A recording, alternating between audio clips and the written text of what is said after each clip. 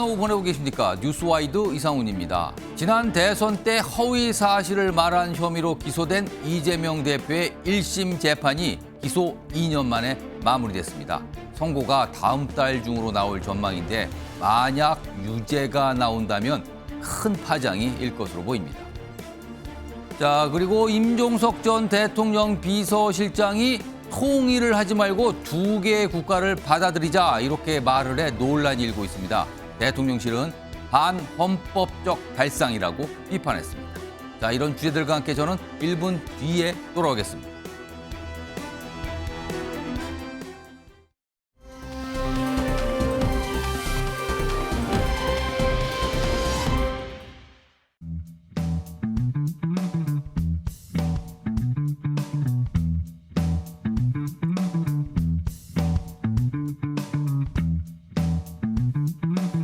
자, 금요일의 은밀한 정치방송 줄여서 금은방 지금부터 시작하겠습니다. 자, 오늘도 세 분의 정치인을 모셨는데요. 지금 화면에 세 분이 아마 동시에 좀 잡힐 겁니다. 한 분씩 소개해드리죠. 우선 국민의힘 김용태 의원 나와 계시고요. 그 옆에는 더불어민주당 모경종 의원 자리하고 계십니다. 그리고 마지막으로 조국혁신당 김보엽 수석 대변인 나와 계십니다. 자, 세 분 안녕하세요. 안녕하십니까. 지금 김용태 의원하고 모경종 의원은 여러 번 나오셨어요. 금은방에. 근데 오늘 김보엽 수석 대변인 오늘 처음 나오셨는데 제가 30초만 인사드릴까요? 뭐 당과 관련해서 아니 본인과 관련해서 인사 좀 하시죠. 21대 국회에 12석을 가진 제3정당인데 왜 이제서야 부르는가 좀 섭섭했습니다. 금은방에 나오게 돼서 영광입니다. 섭섭과 영광 동시에 있다고 말씀해 주셨어요. 알겠습니다. 아무튼 말씀에 뼈가 살짝 있는 것 같기도 하고요. 알겠습니다. 자, 그럼 바로 시작하겠는데요. 자, 세 분 앞에 OX 팻말 보이시죠? 금은방에 이게 뭐 트레이드 마크인데 OX 퀴즈 오늘도 세 가지가 준비되어 있거든요. 제가 질문을 드림과 동시에 빠르게 선택해서 올려주시는 겁니다. 자, 그럼 첫 번째 질문 제가 드릴 텐데요. 오늘 이재명 민주당 대표의 공직선거법 위반 혐의 재판이 사실상 이제 마무리가 돼요. 왜냐하면 오늘 검찰이 구형을, 그러니까 검찰에서는 이런 정도의 또 처벌을 원합니다. 이걸 밝히는 날이거든요. 그리고 나서 다음에 최종 판사의 선고가 있게 되는데 오늘이 그날입니다. 구형하는 날. 아직 구형이 어떤 내용인지는 아직 안 나오고 있어요. 진행 중인 것 같은데. 자, 이와 관련해서 첫 번째 질문 바로 나가겠습니다. 이재명 대표의 공직선거법 위반 혐의 1심 재판 판결은 유죄가 나올 것 같다라고 생각하시면 O고요. 아니다. 무죄 나올 것 같다 하면 X를 선택해 주세요. 들어주세요.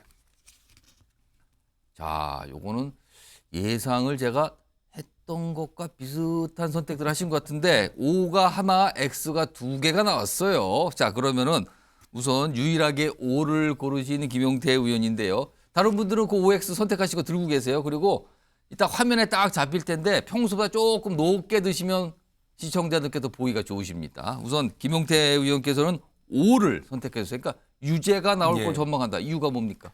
이 공직선거법과 관련해서 오늘 결심 공판이 있었는데요. 여기 계신 분들 다 아시겠지만 공직선거법은 굉장히 명쾌합니다. 어려운 법적 논리가 필요한 것이 아니라 그 법 조항에 해야 될 것과 하지 말아야 될 것이 명확하게 나와 있는 것이거든요. 이번에 이재명 대표와 관련된 공직선거법 혐의는 과거 대선 후보 당시에 김문기 씨를 알았느냐 몰랐느냐에 대한 문제가 있는 거고, 두 번째는 백현동 그 당시에 용도 변경과 관련해서 국토부가 먼저 요청했었다라는 취지의 발언을 한 것이 사실과 다르다라는 그런 의혹들이 있어서 지금 재판 중인 것인데요. 이 두 가지가 또 핵심인 것은 의도가 굉장히 중요합니다. 공직선거법에서는 사실 모를 수도 있는 거겠죠. 하지만 그 모르려고 하는 의도가 속이려고 해서 선거에 영향을 미치려고 했던 행위가 있는 것인지에 대한 판단만 있으면 되는 거기 때문에 굉장히 단순한 논리고요. 많은 법조인분들이 유죄가 나올 가능성이 높다고 지금 예상하고 있습니다. 그래서 10월이 여기 두 정당 분들한테는 좀 죄송하지만 조국 대표의 대법원 판단도 남아있고요. 이재명 대표의 판결들이 나올 예정이기 때문에 야당 지도자분들한테는 좀 속상한 10월이 되지 않을까 예상이 듭니다. 말 들어보니까 김용태 의원은 10월이 기다려진다. 약간 이 말씀을 하신 듯도 한데. 자, 지금 두 분이 X를 고르셨어요. 모경종 의원은 조금 제가 아껴서 마지막에 들어보고요. 김보엽 수석 대변인도 X, 그러니까 무죄가 나올 것 같다 이렇게 전망하셨는데 어떤 근거입니까? 무죄가 나올 것 같다보다는 예. 무죄여야 한다에 저는 가깝습니다. 왜냐하면 예. 이재명 대표에 대해서 선거법 위반 혐의로 건 게 두 예. 사안에 대해서 거짓말을 했다. 이거 아닙니까? 그렇습니다. 누구를 모른다. 혹은 국토부에서 협박을 했다. 이런 건데 모른다는 표현은 그 사람을 잘 기억하지 못한다. 나 잘 모르는 사람이야. 이런 표현일 수도 있고요. 협박을 했다는 건 정치인들이 보통 좀 과장되게 얘기하지 않습니까? 국토부가 그런 압박을 했다라는 걸 협박했다라고 표현했을 수도 있습니다. 예. 그런 걸 거짓말로 선거법 위반으로 처벌을 하면 예. 윤석열 대통령은 과연 지난 선거 과정에서 거짓말한 게 없는가? 예를 들어서 우리 장모는 10원 한 장 이득 본 게 없다. 예. 그리고 내 아내 김건희 씨는 주식 투자로 손해만 봤지 이득 본 게 없다. 예. 다 거짓말로 들통나지 않았습니까?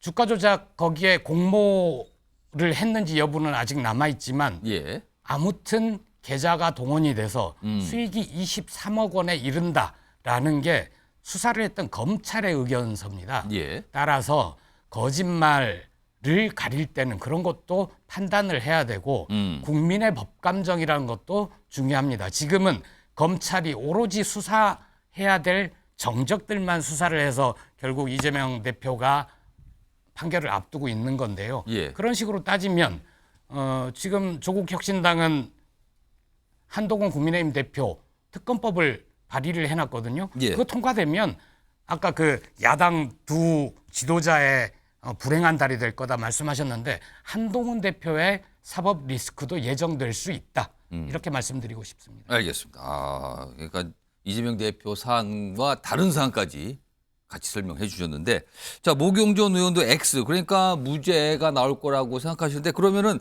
자신이 민주당에서 많이 쓰는 표현이 지금 이재명 대표에 대해 특히 이 선거법 위반 혐의요 기소가 되고 재판이 이루어지는 거는 정치 보복이다 이런 얘기 하는데 그렇게 판단하시는 겁니까? 당연히 그렇게 생각하고 있고요. 일단 보통 검찰의 시간 그리고 법원의 시간 이렇게 나눠서 표현을 하는데 예. 검찰의 시간은 기소를 하면서 이미 끝났다고 생각을 하고요. 예. 이제는 판결을 내리는 법원의 시간, 사법부의 시간입니다. 기본적으로 검찰의 칼날이 공정하게 작동을 했는지를 생각을 먼저 해봐야 됩니다. 지난 대선 때 앞서 우리 조국혁신당에서 나오신 대변인께서도 말씀해 주셨지만 지난 대선 때 윤석열 대통령 후보가 김만배 씨를 몰랐다라는 취지로 전화 한 통 한 적 없다라고 말했고 그 지점에 대해서 여러 가지 문제 제기가 됐는데 검찰에서는 그 부분에 대해서 조사도 안 하고 각하를 시켰어요. 이런 지점에 대해서 어떻게 검찰이라고 하는 정말 중요하고 예. 정말 신중하게 써야 될 칼날이 한쪽으로만 작동하는지 그 부분에 대해 일단 이해할 수 없고요. 아까 방금 속상한 달이 될 수도 있다라고 김용태 의원이 말씀하셨는데 일단 속상한 달이 안 될 거라고 저는 생각을 하고 오히려 예. 국민의힘이야말로 이재명이라는 제1야당 대표의 그런 판결 결과 또는 구형 결과에 따라서 본인의 당에 속상할지 안 할지를 가늠할 것이 아니라 예. 민생을 좀 더 챙기시고 이재명만 바라볼 것이 아니라 국민을 바라봐야 될 때라고 생각합니다. 개개인 세부적인 사항만 따져봐도요. 기본적으로 한국식품연구원이라는 곳이 문제가 되고 있어요.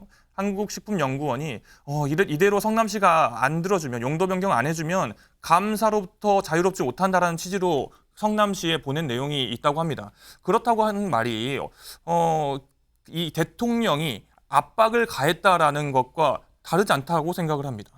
기본적으로 사람의 말이라는 것은 한마디 한마디에 조금 더 심오한 뜻이 있을 수도 있고 예. 행간의 의미를 읽어야 될 때도 있습니다. 그 지점에 대해서 사법부가 현명하게 판단할 거라 생각합니다. 알겠습니다. 세 분 답변 들어봤는데 다 내려주시고요. 김용태 의원께 추가 질문 좀 들어볼까요, 제가? 이게 선거법 재판은 통상 빨리 끝나는 걸 알았는데 지금 사실 1심이 나오기까지 아직 최종 안 2년 나왔지만 정도 걸렸죠. 2년이 넘게 걸린 재판이거든요. 1심에서 만약에 유죄가 나온다 해도 대법원까지 가야 확정이 되는 건데 이른바 다음 대선 전에 대법원 판결이 나오겠습니까? 대법원 판단보다도요. 만약에 1심이 유죄가 나오면 민주당이 분열될 거라고 생각합니다. 그러니까 이른바 지금 두 분께서 말씀하시는 거 보면 검찰의 보복이다 이런 말씀을 하시는데 조국 대표 같은 경우는 문재인 정부 때 많은 국민의 상대적 박탈감을 일으켰던 거 아니겠습니까? 예. 거기에 대한 비판에 따라서 수사가 시작됐던 것이고 이재명 대표 역시 과거에서 시작했던 거니까 검찰 보복이 아니고 검찰 수사가 야당을 단합시킨다 이런 표현들 쓰시던데 예. 단합은 시킬 수는 있겠지만 법원의 판단은 분명 야당을 분열시킬 것이라는 말씀 꼭 드리고 싶습니다. 알겠습니다. 첫 번째 질문. 이렇게 말씀들에 뭐가 하나씩 있어요, 지금요, 각각. 자, 두 번째 질문 넘어가 보죠. 자, 오는 24일로 날짜가 잡혔습니다. 윤석열 대통령과 여당 지도부의 만찬 회동인데요. 한동훈 대표도 물론 참석을 하죠. 자, 질문은 이겁니다. 24일 만찬에서 윤석열 대통령과 한동훈 대표의 독대가 별도로 있을 거라고 전망하시면 O고요. 그렇지 않을 거라고 전망하시면 X입니다. 들어주세요. 이거 또 앞에 거하고 똑같은데요? 질문만 다르고 답이 같습니다. 그러면 이거는 제가 모경종 의원께 먼저 질문 답변을 좀 들어보겠습니다. 그러니까 독대 안 이루어질 것으로 보시는 거네요. 이유가 뭡니까? 분명히 1분이든 30초든 독대는 하긴 할 텐데 그건 사실상 독대로 볼 수 없을 거라는 판단에 X를 줬습니다. 1분하고 30초면 그냥 인사하고 끝나는 거지 독대는 아니다. 그거는. 네, 그렇죠. 사실상 독대는 이루어지지 않을 거라고 봅니다. 기본적으로 지금 한동훈 대표가 전당대회 끝나고 나서 당대표 취임 후에 한번 회동이 있었죠. 그리고 나서 정말 지금 많은 논란을 낳고 있는 이 의료 대란과 관련돼서 한동훈 대표가 대통령께 만남을 추진했다가 결국 불발됐던 적이 있습니다. 그리고 얼마 전에 지금 윤석열 대통령이 출국을 할 때 지금 자료화면 나오는데 이 악수할 때의 표정만 봐도요. 예. 기본적으로 지금 현안이 정말 많이 있고 그걸 짊어지고 있는 당대표를 향하는 눈빛 자체가 상당히 냉랭하시더라고요. 그냥 저 바로 눈빛이 외면합니다. 냉랭하다 이렇게 네. 보셨네요. 그래서 윤석열 대통령은 조금 더 책임감을 가지고 한동훈 대표와 단독 회담을 해야 된다고 생각을 합니다. 야당의 한 사람으로서가 아니라 국민의 한 사람으로서 제1야당 대표와 집권당 대표와 조금 더 마음을 터놓고 이야기를 하시고 지금 고통받고 있는 건 국민입니다. 국민을 위한 회담이 성사되길 기원합니다. 그러니까 뭐 한 30초나 1분 정도 따로 뭐가 인사하고 할 수 있지만 그건 독대가 아니라 그러니까 대화가 이루어지는 게 아니다. 그냥 인사 정도 하는 거다. 요 정도 전망을 해 주셨고요. 김용태 의원은 유일하게 이번에도 오해예요. 그러니까 독대가 있을 것으로 전망을 하시는 겁니다. 어떤 근거가 있을까요? 저는 당위성 차원에서 좀 들었습니다. 오늘 당 얘기를 많이 하세요. 그러니까 약간 소망 같은 걸 말씀하시는 것 같은데 지금. 대한민국에서 대통령을 만나기가 쉽지 않아요. 앵커님께서도 윤석열 대통령 만나고 싶다고 해서 만날 수는 없지 않습니까? 현실적으로. 결국엔 대통령이 만나자고 했을 때 만날 수밖에 없는 상황들인데 어찌되었든 24일 날 당대표와 대통령의 만남이 성사되었고 그 좋은 계기를 통해서 여당 대표가 먼저 대통령한테 10분 정도라도 뭐 20분 정도라도 시간을 좀 내달라 요청을 해서 그런 자리를 만들어야 된다고 생각해요. 그러니까 어느 분들께서 뭐 바지끄댕이라도 잡아야 된다고 하는데 예. 지금 이 좋은 계기에 의료 문제라든지 실제로 추석을 통해서 의료인분들한테 들었던 내용들을 대통령한테 전달할 그런 필요도 있고 여당 대표로서의 역할이 있기 때문에 예. 저는 한동훈 대표께서 먼저 주도적으로 대통령실에 독대를 요청하셨으면 좋겠다 이런 말씀 꼭 드리고 싶습니다. 독대를 요청해서 만나라. 따로 만나라. 이 말씀이네요. 자, 마지막으로 김보엽 대변인께서는 X. 그러니까 독대 어려울 것 같다라고 보시는 거예요. 그렇습니다. 한동훈 대표와 윤석열 대통령은 예. 원래 한 몸이었습니다. 그런데 지금 갈라졌잖아요. 예. 갈라진 이유가 뭐였냐면 김건희 씨 문제였거든요. 명품백 수사 사건에 대해서 한동훈 대표는 여전히 오늘 한 일간지를 보면 김 여사가 사과를 해야 된다라고 얘기를 하고 있습니다. 오늘 인터뷰에서 그렇게 윤 얘기했죠. 대통령은 동의하지 않거든요. 예. 그리고 윤 대통령이 예전에 한동훈 대표 외롭게 두지 마라라는 얘기를 했는데 거기에 대해서 저는 해석을 달리 했습니다. 한동훈 대표를 잘 도와줘라 이런 뜻이 아니라 한동훈 대표가 무슨 일을 하는지 잘 둘러싸고 봐라 이런 뜻으로 해석을 했거든요.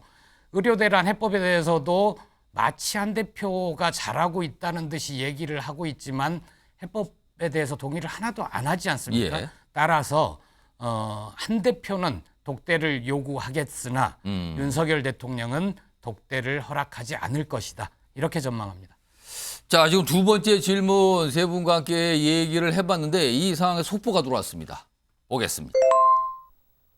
방금 전에 우리가 다뤘던 그 주제네요. 지금 검찰 오늘 1심 결심 공판, 그러니까 검찰에서 구형을 하는 날이었거든요. 근데 지금 구형한 내용이 징역 2년으로 나왔습니다. 징역 2년. 사실은 이 재판에서 굉장히 만약에 선고는 아직 선고 결과 없지만 100만 원 이상의 벌금형이냐 아니냐가 굉장히 중요한 재판이거든요. 근데 지금 검찰의 구형은 그걸 훌쩍 넘어서 징역 2년을 구형을 한 겁니다. 물론 이게 검찰의 어떤 희망을 얘기한 거죠. 그리고 판사는 이걸 가지고 참조하면서 최종적인 선고를 할 텐데요. 징역 2년. 일단 목용종 의원께 이 정도 나올 거로 구형이 이 정도 나올 거 예상하셨습니까? 당연히 예상했습니다. 2년보다 더 나올 수 있을 거라고 생각했어요. 그럼 그 예상보다 좀 낮게 나온 겁니까? 뭐 비슷하게 나온 것 같은데요. 예. 국민들께서 한 가지 방금 우리 앵커께서 말씀해 주신 것처럼 구형과 실질적으로 최종적인 판결은 다른 거지 않습니까? 그렇습니다. 검찰의 희망입니다. 검찰은 지금부터 처음 시작부터 이재명이라는 제1야당 대표를 정치적으로 손발을 묶기 위해서 이 재판을 시작했다라고 저는 생각을 합니다. 그렇기 때문에 이 2년 구형 자체에 이 수치의 의미가 있지 않고요. 아까 말씀드린 것처럼 지금은 사법부의 시간, 법원의 시간, 재판부의 시간입니다. 재판부의 현명한 판단이 분명히 있을 겁니다.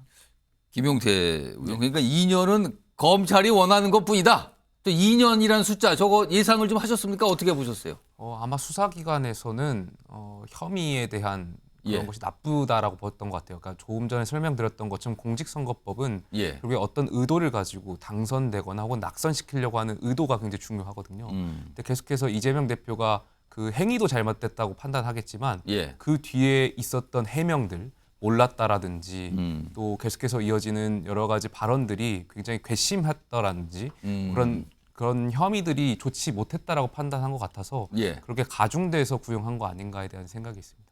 지금 일단 구형이 사실은 오늘 재판이 상당히 길었어요. 오전부터 진행했는데 구형이 한 낮에는 나오지 않을까 했는데 지금 거의 저녁 시간이 됐는데 이제서야 나온 거거든요. 그렇다면 이거 이후에 뭐 검찰 쪽 어떤 변론이나 입장 그리고 이재명 대표 변호인 쪽의 입장 이런 게 좀 나올 거예요 아마. 그런 내용이 나오면 속보로 좀 전해드리도록 하고요.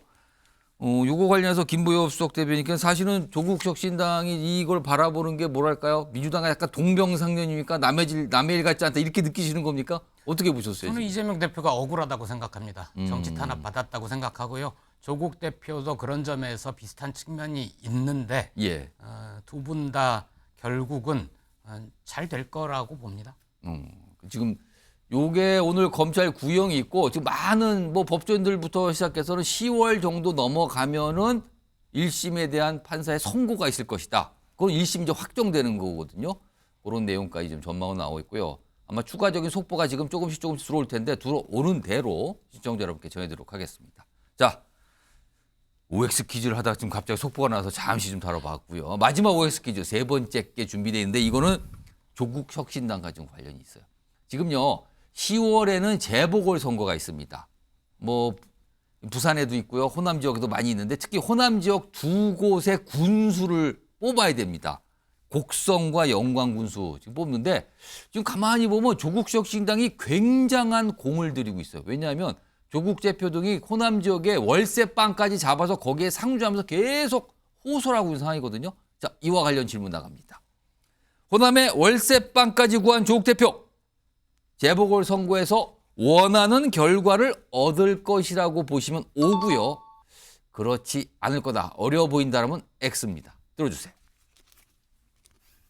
요거는 좀 다르게 나왔습니다. 지금요. 요거는 목용종 민주당 의원만 X고 다른 두 분은 O인데요. 요거 우선 유일하게 X를 들으신 목용종 의원, 민주당 소속의 목용종 의원 X. 그러니까 조국 대표가 원하는 결과 안 날 것 같다고 보신 거예요. 이유가 뭡니까? 좀 물론 아까 말씀하신 것처럼 제3정당으로서 지금 선거에 총력을 다해야 되는 건 당연한 거라고 생각을 하고요. 예. 그러나 현재 상황에서 엊그제 이제 본회의장에서 김건희 특검법과 최상병 특검법에 대해서 발의가 본회의 표결이 있었습니다. 표결이 있었죠. 근데 안타깝게도 조국 대표님은 자리에 안 계셨어요. 그렇습니다. 지금 조국 혁신당이 맨 처음 우리 총선에 전 국민들로부터 선택을 받으시면서 열심히 내세웠던 여러 이야기들이 있습니다. 그 중요한 가치들을 먼저 지키시는 게 먼저가 아닐까라는 생각이 들고요.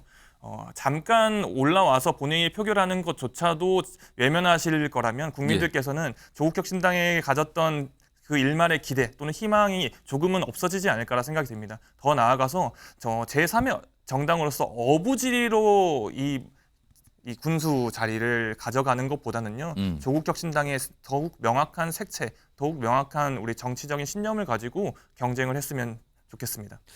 오늘 마침 좀 민주당과 조국 혁신당 각각 두 분이 나와 계셔서 이 주제가 딱 나왔는데 이번에는 김부엽 수석 대변인께 지금 어부지리 뭐 이런 표현까지 썼습니다. 근데 오니까 원하는 결과를 얻을 거라 보시는데 근거가 뭡니까? 저는 이 동그라미가 더 큰 게 있었으면 좋겠는데 민주당 쪽에서 좀 급한 것 같습니다. 급하다. 예, 이재명 대표는 우당이라고 표현을 했고 예. 조국 혁신당과 민주당의 관계는 한자로 치면 사람인 관계다. 서로 기대고 의지해야 된다. 윤석열 정권에 맞서 싸우기 위해서는 그래야 된다라고 하지 않았습니까? 저희는 윤석열 정권과 이번 재보궐선거에서도 1대1 구도를 만든다는데 변함이 없습니다. 지난 총선 마찬가지죠. 부산 금천구청장 선거에서는 민주당과 단일화를 제안을 해뒀습니다. 예. 민주당 쪽에서 아직 답이 없습니다. 예.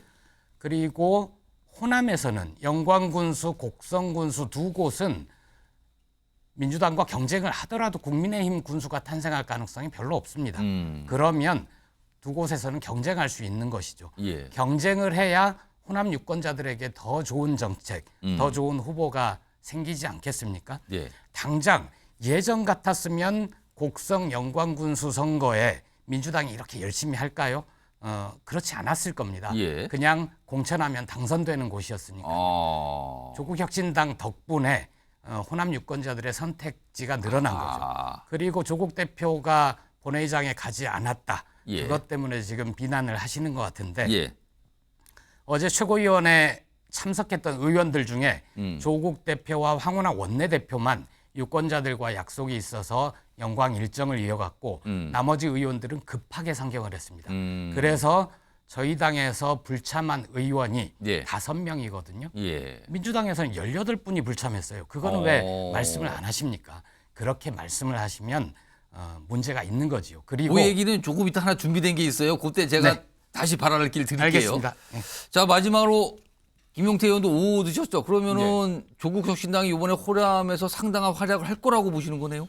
제가 정치를 하는 입장에서 이런 말씀을 드려서 죄송한데요. 제가 현실에서 선거를 경험해 보면서 느낀 바로는 선거에서는 어떤 사람이 좋아서 뽑는 것보다는 물론 그것도 있겠지만 예. 사람이 싫어서 지 정당이 싫어서 차악을 뽑는 경우가 많은 것을 좀 느꼈습니다. 예.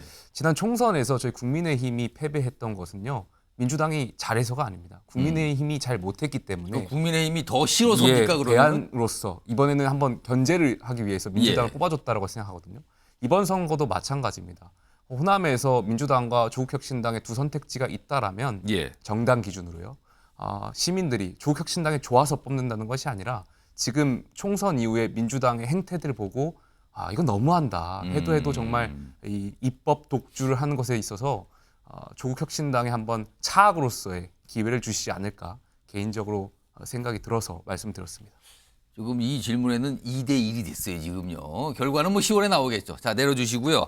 아까 제가 잠시 예고해 드렸잖아요.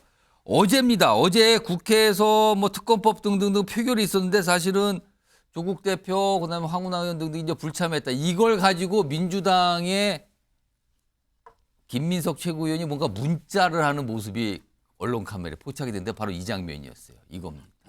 이게 김민석 최고위원 휴대전화인데요. 천준호 의원이라고 돼 있네요. 김여사 특검법 표결에 조국, 서왕진 불참했네요. 이렇게 보내면서 사진도 보냈어요. 사진 보니까 거기 빠져 있다고, 불참했다고. 그러니까 김민석 최고위원이 비판하죠. 쇠빙선에 내려서 동네 선거하나? 부끄럽다. 지방의원인가? 그러면서 막 비판하는 글을 올린 거예요. 요거 제가 김부엽 대변인하고 모경종 의원께 한 1분씩만 드려볼게요. 모경종 의원 이거 어떻게 된 겁니까 이거? 조국 대표는 물론 300명의 국회의원이 다 동등한 헌법기관입니다만은 조국 대표는 말 그대로 당 이름에 본인 성함을 넣을 정도로 당의 상징성이 큰 인물입니다. 그런 분께서 이 중요한 표결에 그리고 그동안에 말씀하셨던 내용들에 대해서 상징적인 인물이 빠져 있다라는 것에 대해서 기대가 큰 만큼 실망도 큰 게 아닌가 생각합니다. 김민석 최고께서 말씀하신 내용도 그만큼 조국 대표가 자리에 함께해서 뜻을 모으는 모습을 보였으면 좋았을 텐데라는 그런 안타까움에서 나온 이야기로 생각을 하고요. 앞서 말씀하신 것처럼 12분 중에 5분이 빠졌다. 민주당 18명이 빠졌다라고 하는데 숫자도 중요합니다. 맞습니다. 뭐 18명이 더 적게 빠진 건 아닌데요. 그런데 12명 중에 5분은요. 절반 가까이 빠지셨습니다. 더더욱이나 조국 대표가 빠졌다라는 건 저는 문제 제기하는 겁니다. 조국 대표께서 저 자리에서 한동훈 특검법 이야기하시는 조국혁신당에서 김건희 특검법 그동안에 얼마나 많은 이야기 하셨습니까? 이 자리에서 힘을 모으는 모습, 거야가 윤석열 정부의 무능과 폭거에 맞서는 모습을 함께 보였으면 얼마나 좋았겠습니까? 단순히 몇 명 더 빠졌다 이렇게 이야기하고 싶은 게 아닙니다. 조국 대표께 기대가 컸던 만큼 실망이 컸다 이렇게 말씀드리겠습니다. 무경준은 혹시 10월 재보궐선거가 없었다라면 저렇게 비판을 했을까요? 저는 비판했을 겁니다. 아, 그거 상관없이 비판을 네, 했다? 그럼요. 그거에 대해서 실망이 좀 더 적었을 수는 있겠죠. 근데 조국 대표께서 얼마나 많은 말씀들을 해주셨었는데 저 자리에 안 계신 거 보고 저도 제 눈을 좀 의심했어요. 조국 대표께서 안 계시다니. 알겠습니다. 네. 김병업 대변인, 근데 아까 제가 질문을 들을 때 모영정 의원이 말씀하시 약간 웃으셨어요. 네. 자, 저거 어떻게 보셨습니까? 저 문자. 조국 대표가 불참해서 법안이 통과가 안 됐습니까? 어. 어제 저기 회의는 151석이면 충분히 통과가 되는 거고요. 예. 뭐 예상되는 경로로는 윤 대통령이 거부권을 행사를 하고 국회에서 재의결 표결을 하겠죠. 그때가 본선이 될 겁니다. 예. 그걸 위해서 지방에서 반드시 올라와야 된다. 본회의 불참했으니까 비판해야 되겠다. 민주당 마음은 이해가 갑니다. 김민석 최고위원이 저 문자를 보낼 때 김민석 의원이 보통 분이 아니어서 이 문자를 보내면 카메라에 잡힐 거다 알았을 것 같습니다. 그러면 저게 내용이 알려졌으면 하는 바람도 있을 것 같은데 예. 저는 저 표현에 상당히 문제 있는 표현들이 많습니다. 예를 들어 동네 선거 하나 그래서 약간 비하하는 것 같은데 뭐 쇠빙선 뭐 내렸나 네. 이런 표현도 있어요. 쇠빙선에서 내린 적 없고 조국혁신당 계속 쇠빙선 예. 역할을 하고 있죠. 탄핵추진위원회 만들어서 윤석열 대통령 탄핵 추진하고 있습니다. 동네 선거, 군수 선거를 동네 선거라고 비하를 하는 듯한 표현이 있었고 그리고 국회의원인데 지방의원이냐라는 식의 표현을 썼는데 지방선거, 지방자치제도가 김대중 전 대통령이 단식농성 끝에 따낸 거거든요.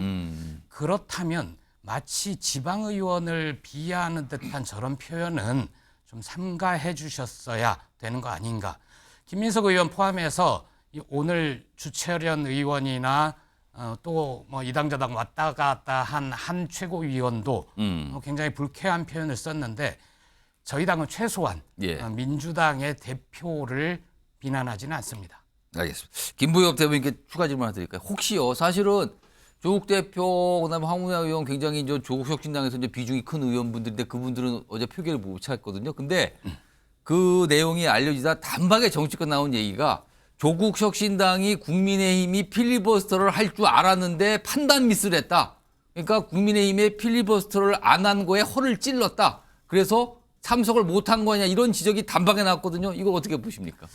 거기에 대해서는 비교섭 단체 서름을 좀 말씀드리고 싶습니다. 오. 예를 들어서 국회 본회의 일정 잡는 거 예. 이런 거 다 교섭 단체들만 합니다. 그렇습니다. 교섭 단체가 호의를 가지고 알려주지 않으면 예. 비교섭 단체 의원들은 오늘 본회의 몇 시 합니까? 안건이 뭡니까? 이렇게 물어봐야지 알려주는 거거든요. 그러니까 제대로 공식적인 연락을 못 받았다는 그렇습니다. 겁니까? 공식적인 연락을 받지 못했고 그리고 국민의힘이 필리버스터를 안 했으면 예.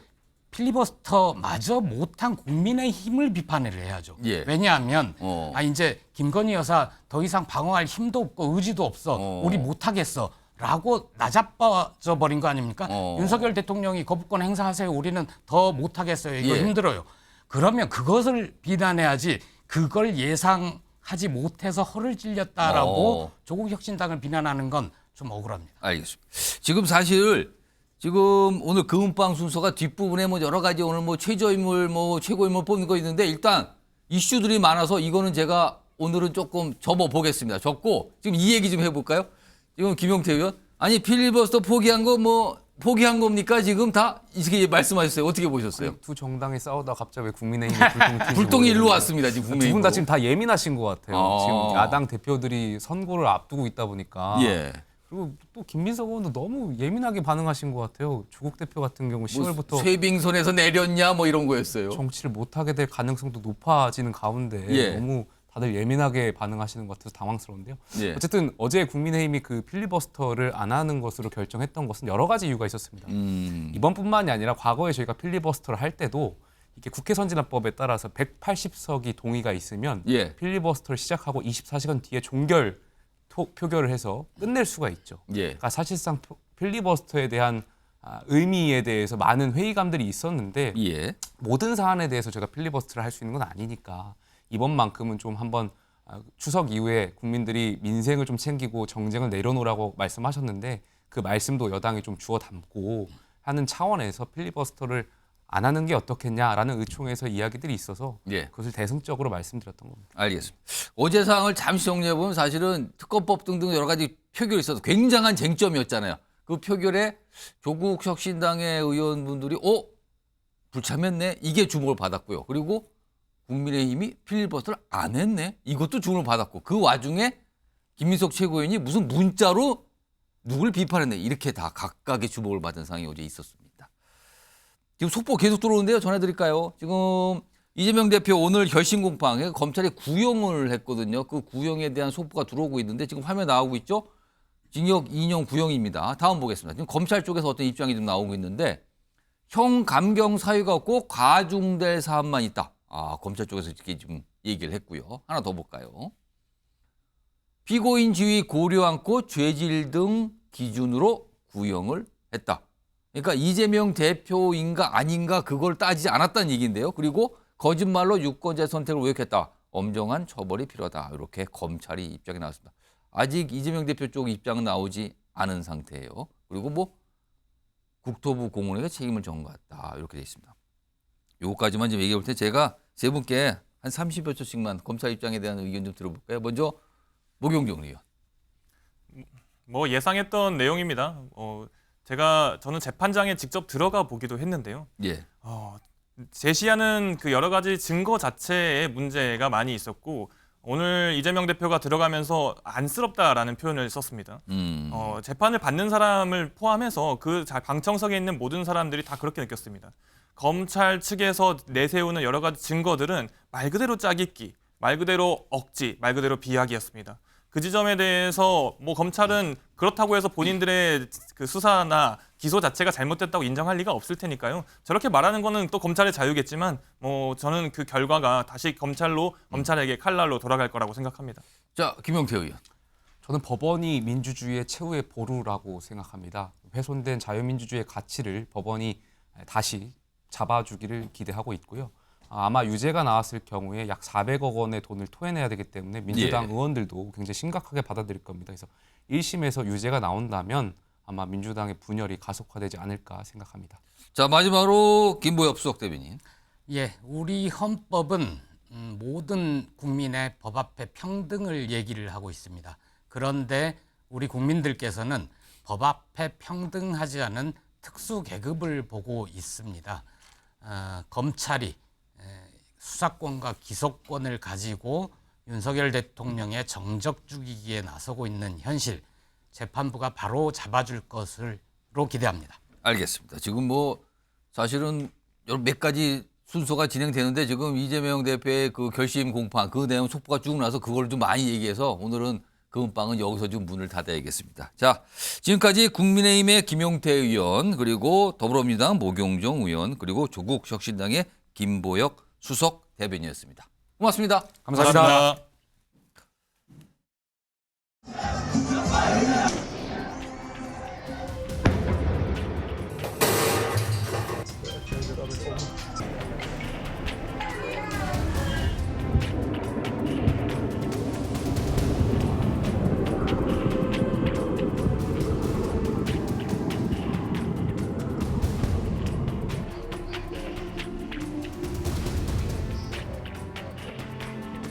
لا شك أن العدوان الذي حصل هو عدوان كبير وكما قلت في سياق الكلمة هو غير مسبوق وسيواجه بحساب عسير وقصاص عادل من حيث يحتسبون ومن حيث لا يحتسبون.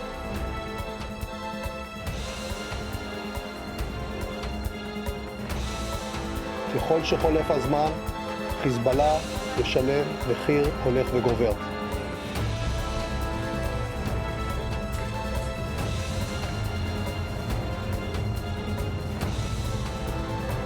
And so we will continue to push to try to calm tensions, to try to urge all parties to de-escalate. 얼마 전 레바논에서 무선 호출기와 무전기의 동시 폭발이 있었죠. 자, 그리고 또 어제는 이스라엘이 레바논에 대해서 대규모 공습을 벌였습니다. 지금 중동 상황이 심상치 않게 돌아가고 있는데요. 자, 그럼요. 이와 관련해서 박현도 서강대 유로메나 연구소 교수 전화로 연결해 보겠습니다. 박현도 교수님 나와 계시죠? 네, 안녕하십니까. 자, 지금 제가 두바이에 계시다고 들었는데요. 지금 이스라엘이 레바논의 헤즈볼라를 지금 공습하고 있는데 중동 네. 언론이나 현지는 지금 어떤 분위기입니까?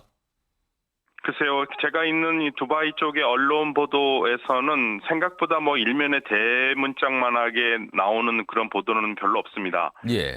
예, 좀 조용한 상태고요. 예. 뭐 두바이나 아부다비나 전부 다 외국인이 많은 곳이라서 아랍 사람들의 현지의 움직임을 정확하게 파악하기는 어렵습니다만은 예. 그렇게 크게 보도하고 있지는 않습니다. 네. 그럼 일단은 약간 조용히 지켜보는 분위기 이렇게 좀 보이는 건데 최근에 사실은 네네. 레바논에서 발생한 이 무선 호출기 삐삐 그리고 무전기 동시다발 폭발 사실 이게 배후가 이스라엘이라고 지목을 받고 있는 상황인데 이걸 좀 어떻게 봐야 됩니까? 뭐 스스로는 밝히지는 않지만 뭐 뉴욕타임즈라든지 이스라엘 언론 보도에 따르면 이스라엘이 한 거로 거의 뭐 확정을 해도 전혀 의심스러운 일이 없고요. 예. 이스라엘은 항상 이런 일이 있으면은 뭐 긍정도 부정도 하지 안 하고 왔거든요. 예. 그러니까 뭐 이스라엘이 한 걸로 봐야겠죠. 지금 이런 상황에서 이스라엘이 레바논 그리고 특히 그 레바논에서 지금 무장 정파인 헤즈볼라에 대해서 대규모 공습을 벌였거든요. 자, 이거는 어떤 네네. 이유로 봐야 될까요? 그러니까 우리가 이제 좀 한 가지 이해해야 될 거예요. 우리는 남북 간에 비무장지대라는 게 있잖아요. 예. 그런데 이스라엘과 레바논에는 그 국경에 그런 비무장지대가 없습니다. 그러니까 이스라엘 입장에서는 헤즈볼라가 계속적으로 이스라엘 북부 쪽으로 로켓을 날리면 예. 이스라엘 주민이 살 수가 없기 때문에 작년 10월 7일 이스라엘 하마스 전쟁이 발발한 이래로 이스라엘은 국경에서 5km 내에 있는 마을의 주민 사람들을 약 6만 명 이상을 지금 대피시켰거든요. 예. 그러면서 이스라엘은 헤즈볼라에게 뭘 요구하냐면 너희들 자꾸만 근처에 있지 말고 위에 북쪽 4km 위쪽으로 올라가라. 일종의 안전지대를 확보하고 싶은데 예. 헤즈볼라가 절대 그럴 리가 없죠. 그건 비현실적이다. 그러니까 헤즈볼라 쪽에서도 레바논 남부 쪽에 살고 있는 주민들도 한 10만 명 이상이 지금 거기서 못 살고 있고요. 예. 이스라엘도 그렇고. 그러니까 이스라엘은 지금 계속적으로 하는 얘기가 헤즈볼라가 공격을 안 해야지만이 이스라엘 주민들을 다시 원상 복귀시킬 수가 있는데 헤즈볼라 그렇게 해서는 헤즈볼라를 계속 막을 수밖에 없다 이렇게 얘기를 하고 있는 거죠. 그렇지만 전체적으로 보면은 헤즈볼라의 공격을 막겠다라는 것도 있겠지만 그래서 이제 주민들을 다시 원상 복구시키겠다는 의지도 있겠지만 이스라엘은 어떻게 해서든지 이번 전쟁을 좀 길게 가서 근본적으로 이스라엘 정부가 지금 이번 전쟁을 보고 있는 건 이스라엘과 하마스의 전쟁, 이스라엘과 헤즈볼라의 전쟁이 아니라 예. 헤즈볼라나 하마스의 뒤에 있는 배후에 있는 이란과 이스라엘의 전쟁이라고 보거든요. 예.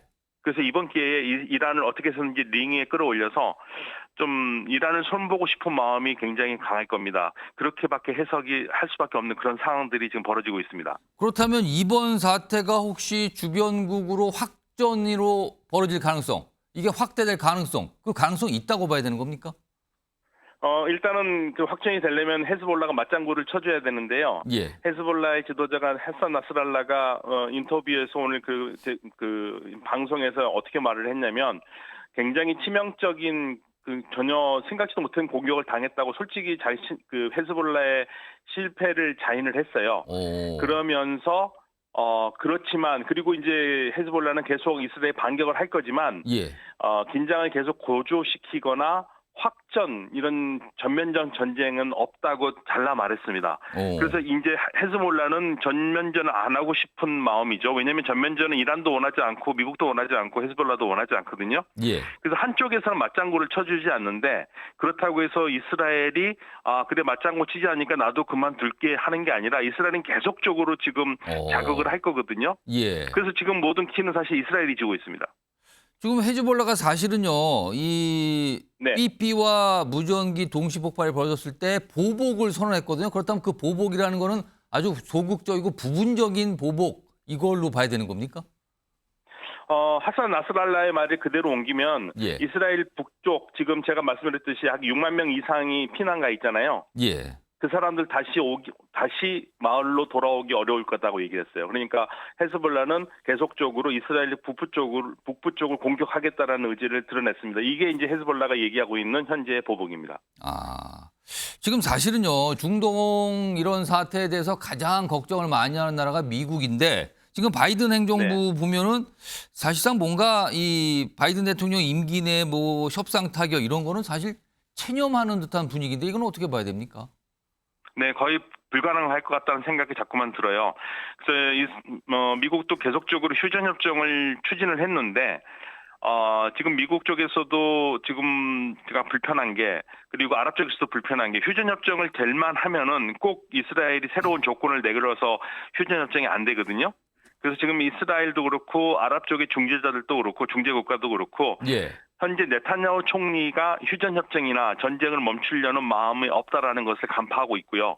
현재 이러한 네타냐후 총리를 막을 수 있는 방도가 미국으로서도 없습니다. 더군다나 지금 대선을 앞두고 문제가 더 시끄럽지 않기를 바랄 뿐이죠. 본격적으로 나서서 막지는 못하고 있습니다. 알겠습니다. 자, 지금까지 박현도 서강대 유로메나 연구소 교수께서 두바이 현지에서 전해주셨습니다. 고맙습니다. 네, 감사합니다. 자, 다음 이슈는 영상으로 먼저 만나보겠습니다. 제가 시장 재직 때는 몰랐고요. 제가 도지사가 된 다음에 그 기소가 됐지 않습니까?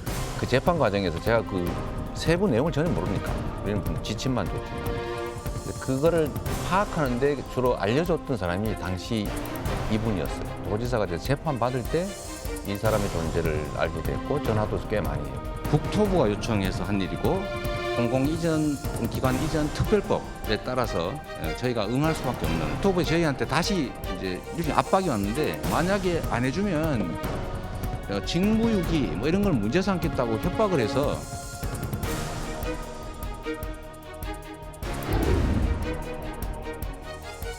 자, 선거법 1심 끝입니다. 오늘 검찰의 구형이 나왔죠. 근데 만약에 아직 최종 선고는 아니에요. 1심 선고는. 근데 선고 결과 100만 원 이상이 나온다면 어떻게 되는 건가? 그리고 반대로 무죄가 나면 어떻게 되는 건가? 이게 정치적인 파장이 굉장히 클 수가 있습니다. 자, 이 얘기 좀 해보겠습니다. 자, 공직선거법 위반 혐의. 그러니까 누군가를 모른다. 이런 얘기를 한 거죠. 이게 큰 논란이 되면서 재판이 된 건데 오늘 결심 공판, 그러니까 검찰이 구형하는 날이거든요. 이때 오늘 이재명 대표 법원에 출석하는 모습이 있고요. 그리고 이에 대해서 여당에서도 한 얘기가 있습니다. 그 모습 들어보겠습니다.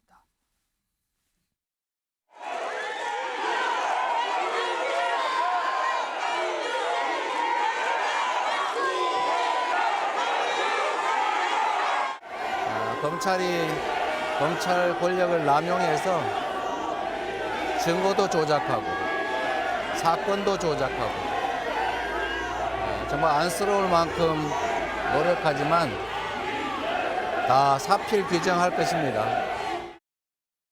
공직선거법 위반 사건은 1년 안에 모든 재판이 끝나도록 법에 규정되어 있음에도 불구하고 이제야 1심이 마무리된다는 것이 매우 유감스럽습니다.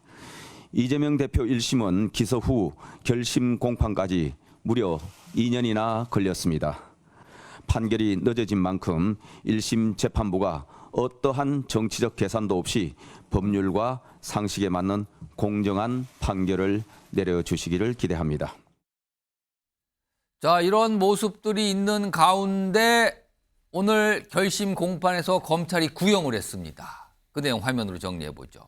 앞서서 전해드렸는데 징역 2년을 구형한 겁니다. 그러니까 검찰 쪽에서는 징역 2년을 선고해 주세요라고 재판부에 얘기를 한 거예요. 공직선거법 위반 혐의입니다. 그리고 그 이후에 속보를 통해서 아까도 전했는데 검찰 쪽에서 어떤 입장들이 계속 나오고 있는데 추가적으로 나온 게 있어요.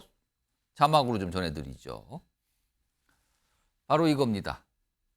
검찰, 자신의 목적을 위해 유족의 슬픔을 무시하고 침묵을 요구했다. 이런 입장을 오늘 검찰이 냈네요. 더 보겠습니다. 자, 형 감경 사유 없고 가중될 사안만 있다. 그러면서 2년을 구형한 겁니다. 또 있네요. 사망에도 조문을 안 했다. 법정서도 하급 직원을 취급했다. 이렇게 돼 있습니다. 고 김문기 저장을 얘기하는 거죠, 지금요. 이용윤 변호사 나와 계신데요. 우선 오늘 검찰 구형, 선거법 위반 혐의 재판인데 여기서 검찰이 2년을 구형을 했어요. 이 구형량 이거 어떻게 좀 봐야 되는 겁니까? 일단은 징역 2년을 구형을 했다는 게 어떤 의미를 가지냐면 원래 공직선거법에는 이제 100만 원 이상의 벌금형을 선고받았을 때는 5년 동안 피선거까지 박탈된다. 예. 이런 내용이 규정되어 있습니다. 그 말인즉슨 지금 징역 2년을 구형을 했다는 것은 벌금 100만 원 이상이거든요. 그보다 훨씬 큰 거죠. 그렇습니다. 그래서 이렇게 만약에 형이 선고가 떨어진다면 예.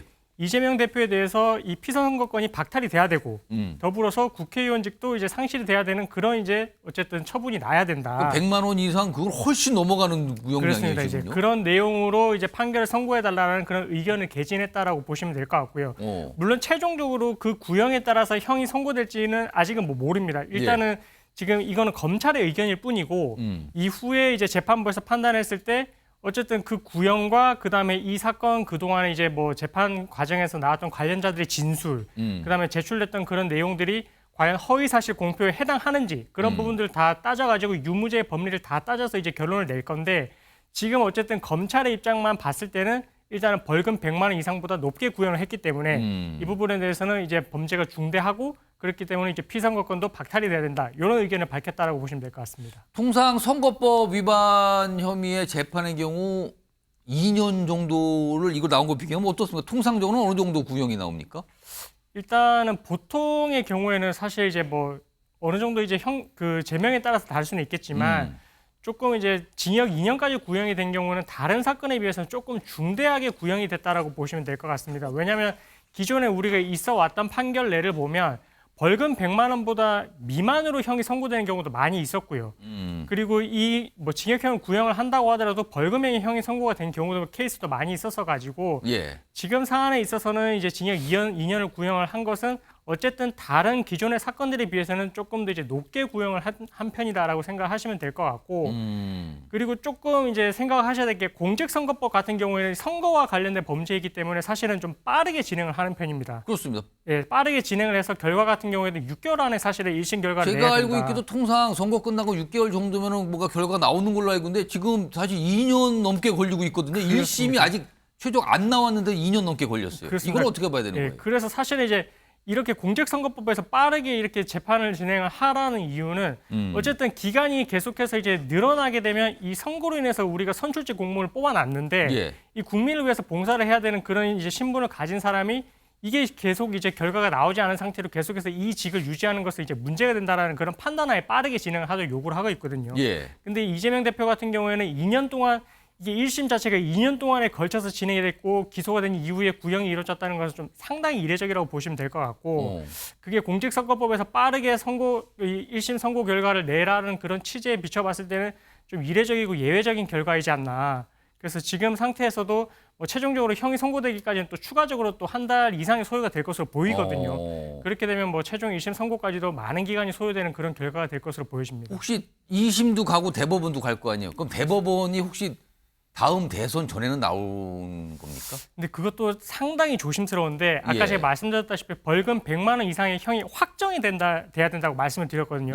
선고가 아니라 확정입니다. 확정이라는 말은 1심이 우리가 만약에 형이 선고가 됐을 때 일주일 뒤까지 항소를 하지 않으면 그게 확정이 된다는 표현을 쓰게 되거든요. 근데 피고인 입장에서는 이재명 대표 입장에서는 무조건 만약에 유죄 판결이 선고가 된다면 무조건 항소를 할 겁니다. 그렇겠죠. 항소를 하게 되면 확정이 안 됩니다. 확정이 안 된 상태에서 2심으로 가게 되거든요. 예. 그럼 2심도 통상 이제 몇 개월 아니면 뭐 1년까지도 이제 소요가 될 수 있고 그보다 더 이상 소요가 될 수도 있거든요. 예. 그렇게 되면은 또 2심에서도 형이 선고가 된다 쳤을 때 그때에도 만약에 형 선고 결과에 대해서 받아들일 수 없다고 하게 되면 또 항소를 하게 되거든요. 대법원 상고를 하게 되거든요. 그러면 또 그때도 확정이 안 된 상태에서 대법원까지 또 넘어가게 됩니다. 그건 또 얼마나 걸리냐는 거죠. 그렇게 되면 또 기간이 또 몇 년 동안 또 이제 딜레이가 될 것이기 때문에 그렇게 되면 사실상 이제 다음 대선까지도 결과가 안 나오고 이 선거 결과가 확정이 안 되고 계속해서 이 상태에서 일단은 대선이 치러질 가능성도. 그럼 그 이후에 대선 결과에 대해서 또 영향을 미칠 수가 있는 거예요? 그러면 그렇게 되면 이 재판이? 맞습니다. 예. 그렇기 때문에 이 선거 결과가 어쨌든 확정이 되기까지도 상당한 시간이 소요될 것으로 지금 예상이 됩니다. 지금 앞서서는 검찰 입장 속보로 전해드렸는데 지금 이재명 대표 측 변호인 입장이 속보로 들어와 있네요. 바로 이런 내용입니다.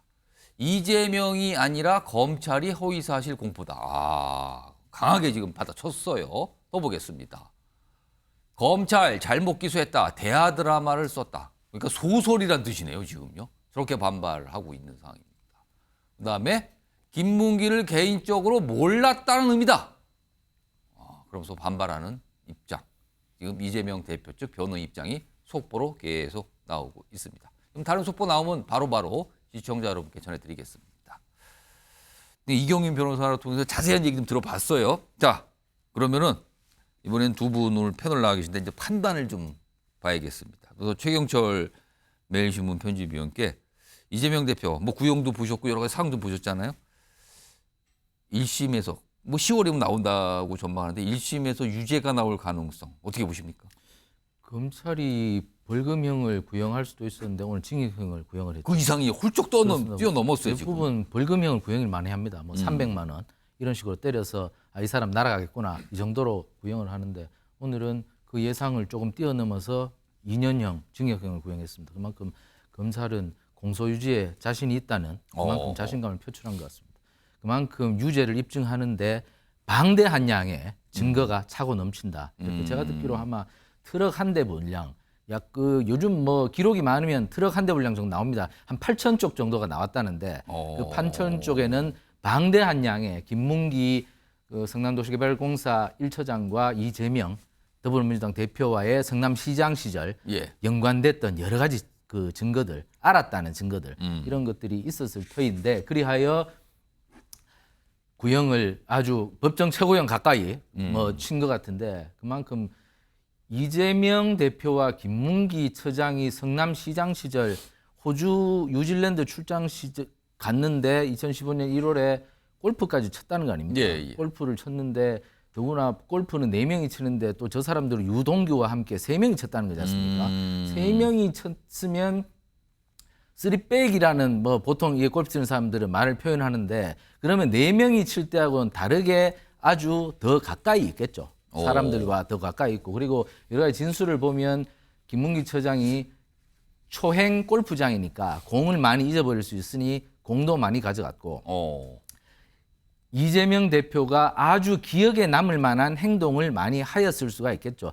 저렇게 해외여행을 가면 아침부터 같이 움직입니다. 그렇겠죠. 그렇습니다. 아침 먹고 뭐 점심 뭐 계속 하루 종일 같이 움직이니까 한 열흘간 다녀왔다는데 저 사람을 몰랐다고 하기에는 너무나 이 재판부에 대해서 그 설명력이 이해력이 부족한 논거가 아닌가. 저는 그래서 또 낚시도 갔다는 거지 않습니까? 그래서 여러 가지 그 알 수 있었다는 정황을 재판부가 충분히 인지를 한다면 충분히 재판부도 유죄를 선고하여서 피선거권을 박탈하는 그러한 형량을 선고할 것이라는 게 일반적인 법 상식인데 그런데 요즘 사법부의 판단이 뭐 6개월이 아니라 2년까지 끈 것만 봐도 참 여러 가지로 이상한 판단이 워낙 많이 나오는데 사법부가 상식을 가지고 그리고 국민의 법 감정에 맞는 명확한 판단을 내려주시기를 기원합니다. 소영주 수장께서는 어떻게 전망하세요? 일단 뭐 검찰의 구형을 보면 일반적인 구형보다는 최대치를 구형했다라고 볼 수 있을 것 같아요. 그러니까 통상 법률가들도 한 300에서 500만 원 정도 구형이 있지 않을까라고 봤고 이재명 대표가 기본적으로 얘기했던 부분들은 기억입니다. 예. 주관적인 본인의 기억의 여부에 따라서 이 기억을 못한 부분을 지금 검찰이 기소한 것인데 따지면 검찰의 구형은 좀 오버한 거는 같아요. 개인적인 판단으로는. 왜 그러냐면 이게 이 검찰의 구형 보더라도 검찰이 정치적 기소를 했구나. 그러니까 결국엔 그겁니다. 야당 대표에 대해서 검찰이 정치적 수사를 했다는 큰 부담감이 있기 때문에 예. 결국에 야당 대표를 공직선거법에서 부러뜨려야만 잘못 부러뜨리지 못하면 결국엔 검찰이 부러지는 그런 상황인 거예요. 예. 그렇기 때문에 구형을 할 수 있는 최대치를 대법원의 양형위원회의 구형 기준에서 최대치를 고려해서 예. 일단은 구형을 세게 좀 이렇게 해놔야 재판부가 이 부분에 대해서 부담을 느끼고 가는 것인데 아니 지금 현재 보면 이재명 대표 측 변호인도 얘기를 계속 하고 있지만 이 부분에 대해서 기억에 대한 몰랐던 부분들과 근데 주관적 판단, 개인적으로 몰랐다. 그다음에 골프장에 가서도 얘기를 했잖아요. 여러 가지 노캐디 상황에서 서로 간에 캐디 없이 서로 볼 찾느라 운동하느라 여러 가지 상황 그런 것까지 구체적으로 설명했음에도 검찰은 그냥 그런 거와 상관없이 일단 검찰은 정치적으로 이재명 대표를 반드시 공직선거법을 통해서 정치적인 어떤 그런 상황들을 예. 아예 그냥 말하자면 피선거권을 박탈시키겠다는 강력한 의제 구형이지 예. 이게 본인들의 어떤 공소와 기소 부분에 있어서의 근거나 어떤 논리들은 충분치 않는 상태에서 좀 내린 구형이기 때문에 좀 뜻밖의 구형이지만 제가 보기로는 그냥 정치적 구형한 것 같습니다. 자, 지금 말씀하신 동안 속보가 계속 나오고 있어요. 앞서서 이제 검찰 쪽에 뭐인데 여기 보면 이재명 대표 관련해서 구형에 앞서서 가수 이문세 씨 노래 가사를 PPT로 띄웠다. 약간 이렇게 보여준 거잖아요. 지금 재판부에.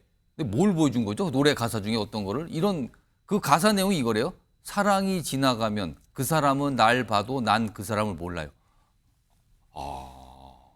이런 걸 띄워가지고 이렇게 해서 약간 재판부에 뭐 보여주는데 이경민 변호사? 검찰에서 재판에서 저런 걸 PPT로 띄우고 막 이런 걸 보셨어요?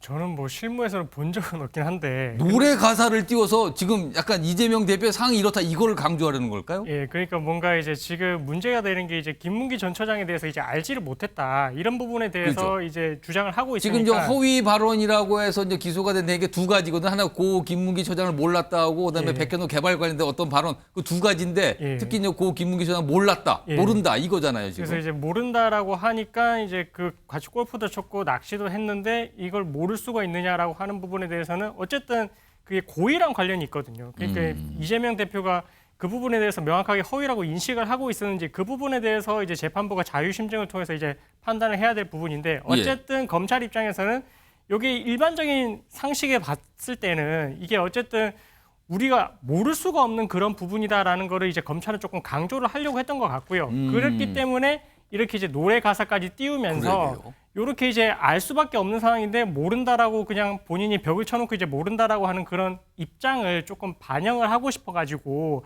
그런 부분을 가사를 이렇게 PPT를 띄우지 않나 싶은데 조금 뭐 일반적인 구형 과정에서 하는 방법은 아니긴 약간 하거든요. 이례적이네요. 예. 그 가사 내용 좀 지금 속보 나왔는데 가사 내용 좀 다시 보겠습니다. 이런 가사네요. 그러니까 노래 제목은 사랑이 지나가면인데 가사 내용은 그 사람은 날 봐도 난 그 사람을 몰라요.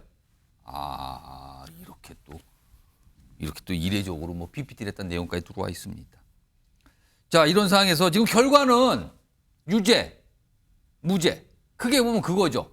그렇지만 시나리오별로 좀 여러 가지 파장이 있을 수 있어요. 일단 세 가지 정도로 시나리오가 있는 거 아니냐라는 게 정치권의 시각인데 정리 좀 해봤습니다. 여기 위아래 쭉 나오는데 일단 벌금 100만 원 이상이 확정이 되는 유죄예요. 그러면 이거는 뭐 이제 엄청난 파장인 거예요. 이재명 대표는 5년간 피선거권 박탈이에요. 대선에 나갈 수가 없게 되는 거죠. 정치적 치명상이죠.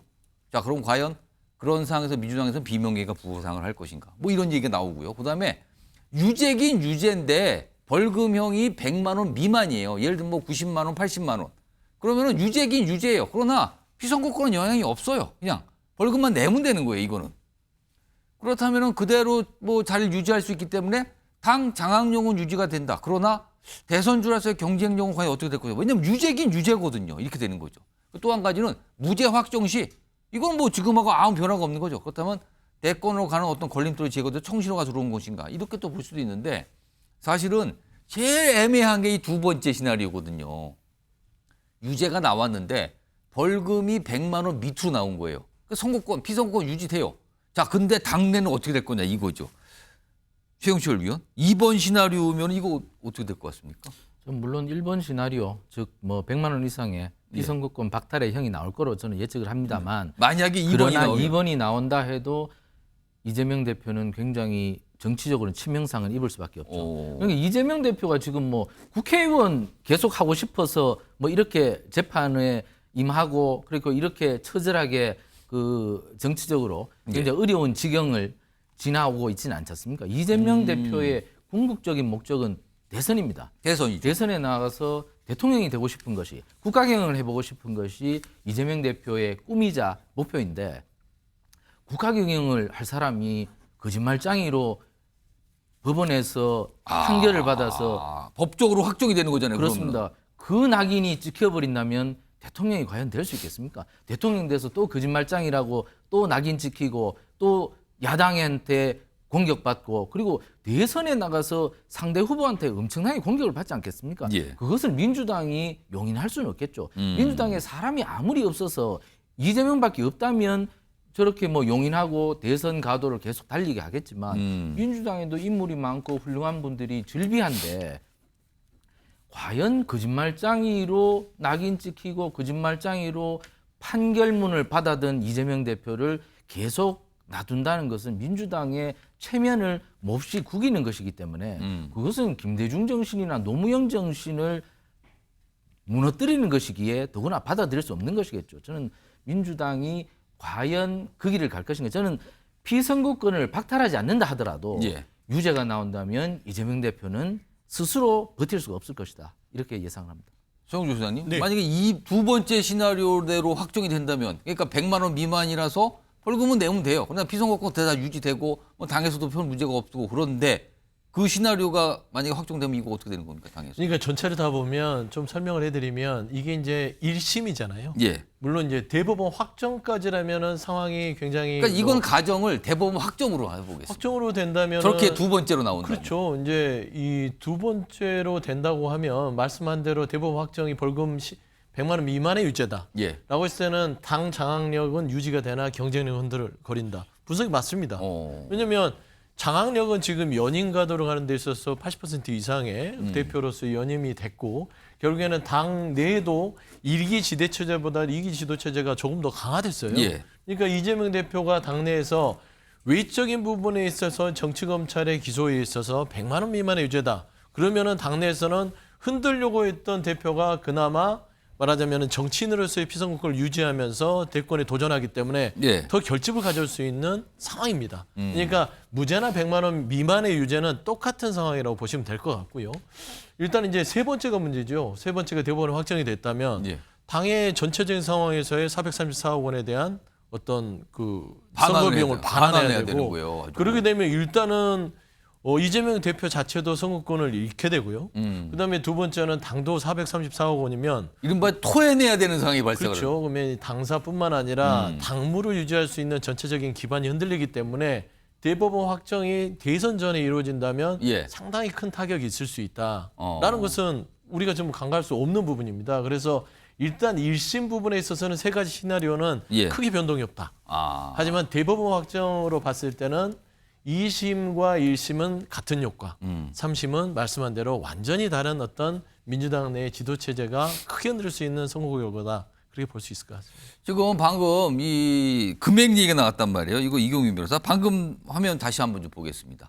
그러니까 최종 확정이 됐는데 이게 100만 원 이상의 벌금형. 그러니까 이게 뭐 100만 원일 수도 있고 금액이 더 클 수도 있고 아니면 진짜 실형이 나올 수도 있는 건데 만약에 100만 원 이상이 벌금이 확정이 된다면 뭐 이재명 대표 자체가 여러 가지 어려움에 따른 것뿐만 아니라 민주당이 선거 보존금 434억 원을 반환해야 된다. 근데 이게요. 대선 당선이 안 됐잖아요, 이재명 대표가. 근데 당선 여부와 상관없이 이건 반환되는 겁니까? 대선에서는 이제 선거 비용을 보존을 하고 있는 게 그 국가 이제 공직선거법에 보게 되면은 유효 투표 총수의 15% 이상을 득표를 했을 때는 낙선을 한다 하더라도 선거 비용을 보존을 해준다라고 되어 있거든요. 15% 이상을 득표를 하면은 선거 때 쓴 돈을 국가가 그렇습니다. 보존을 해준다. 예. 그렇기 때문에 뭐 이재명 대표도 당연히 그때 당시에 40% 이상의 득표를 했기 때문에 보전을 해줬었는데, 근데 이것이 만약에 공직선거법 위반으로 아까 말씀하셨던 그런 이제 100만 원 이상의 벌금형이 확정이 되게 되면 이 부분에 대해서 형사처벌을 받게 됐을 때는 이 선거비용 보전했던 것을 반환을 해야 됩니다. 아, 그렇게 규정이 되는 겁니까? 예, 그렇기 때문에 이제 반환을 해야 되고 이 부분이 또 이제 뭐 더불어민주당 입장에서는 이게 나중에 재정적으로 문제가 되는 게 아니냐 뭐 이런 이제 이야기가 나오고 있는 것 같거든요. 엄청난 돈인데요, 저거? 예, 그래서 뭐 공직선거법상에 그렇게 규정이 되어 있기 때문에 반환을 해야 된다라고 생각하시면 될 것 같습니다. 그리고 지금 오늘 나누는 이 재판이요, 사실은 대선 때 있었던 일에 대한 재판이잖아요. 근데 이것도 역시 100만 원 이상의 벌금형이 확정이 되면 이재명 대표는 의원직을 상실하게 된다면서요? 이건 또 어떤 관계입니까? 그 국회의원 자격 같은 경우에도 사실 피선거권이 있는 경우에 이제 국회의원직이 유지를 할 수가 있는 상황이기 때문에 그래서 대선 때 그런 허위사실 공표가 문제가 된다 하더라도 확정이 돼버리게 되면 피선거권이 박살이 되게 되고요.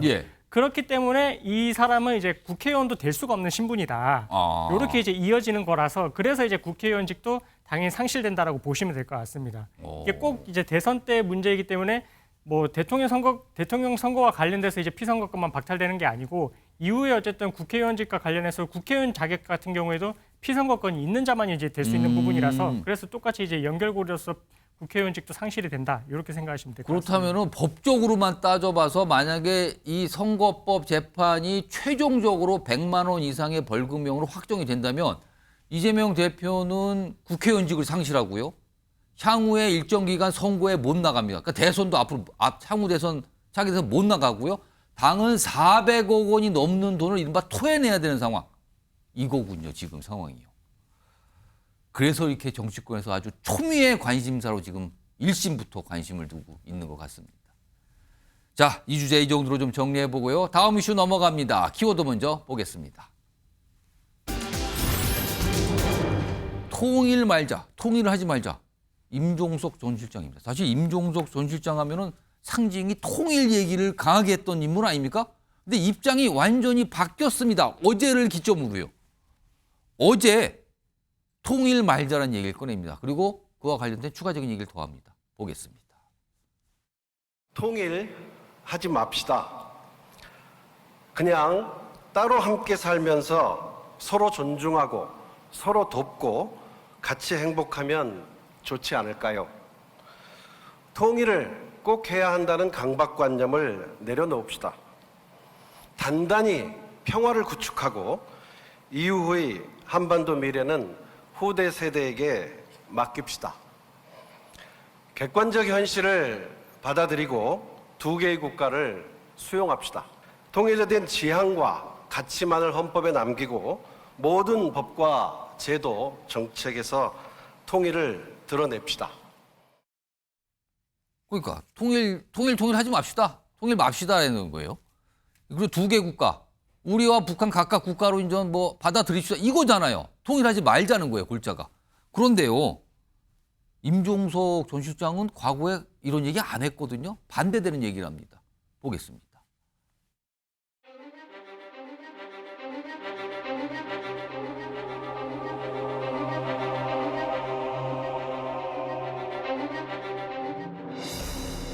이런 상황에서 저는 통일운동을 하겠다고 나섰습니다. 사실 통일이란 말이 국민들 정서, 특히 젊은 세대들 마음에 와 닿지 않습니다. 저도 통일이란 말을 거의 사용하지 않습니다. 과정으로서의 평화가 모든 것이라고 해도 과언이 아닙니다. 통일은 스스로 필요에 따라 결과로 오는 것이라고 생각합니다. 이용희 변호사? 우리 헌법엔 통일 조항이 있지 않습니까? 통일을 규정하고 있잖아요, 우리 헌법에. 네, 그럼 이거 맞습니다. 헌법하고 좀 다른 내용 아닙니까, 그럼? 그렇습니다.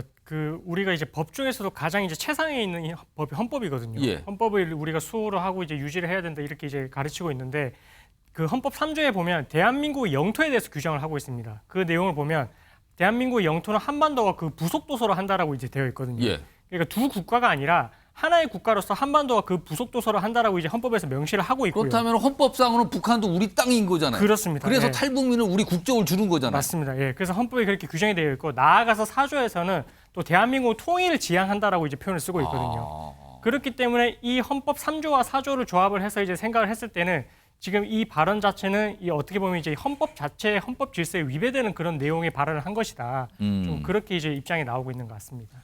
일단 이게 논란이 되는 첫 번째 점이거든요. 일단 이거 헌법에서 통일을 지향하라고 했는데 통일하지 말자고요? 깜짝 놀란 거죠, 사람들이. 그리고 본인이 과거 했던 얘기와는 전혀 다른 얘기를 꺼냈거든요. 뭐 시차가 좀 있긴 하지만 확 바뀐 내용을 얘기합니다. 그리고요. 많은 분이 또 이걸 주목합니다.